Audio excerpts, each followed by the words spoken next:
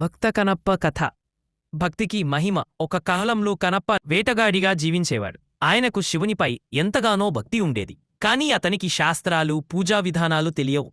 తన దగ్గర ఉన్నట్టుగా తను తెలుసుకున్నట్టు శివునికి పూజ చేసేవాడు. అతడు పుట్టబోయిన గ్రామం వంకాయలపల్లిలో ఓ శివలింగాన్ని చూసి దానికి ప్రతిరోజూ తన వేటలో దొరికిన మాంసాన్ని సమర్పించేవాడు.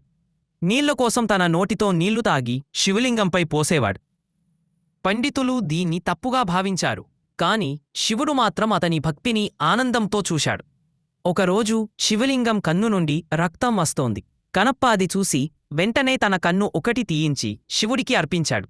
రక్తం ఇంకొక కంటి నుండి కూడా వస్తుండటంతో మరొక కంటు ఇవ్వడానికి సిద్ధమయ్యాడు. కాని ఈసారి అతను తన మిగిలిన కంటి వద్ద నిండా పాదాన్ని ఉంచి శివలింగం కన్నుకోవడం గుర్తుంచుకునేలా చూసుకున్నాడు. అంతలో శివుడు ప్రత్యక్షమై, "నా ప్రియ భక్తా, నీ భక్తికి నేను తృప్తి చెందాను" అని ఆశీర్వదించాడు.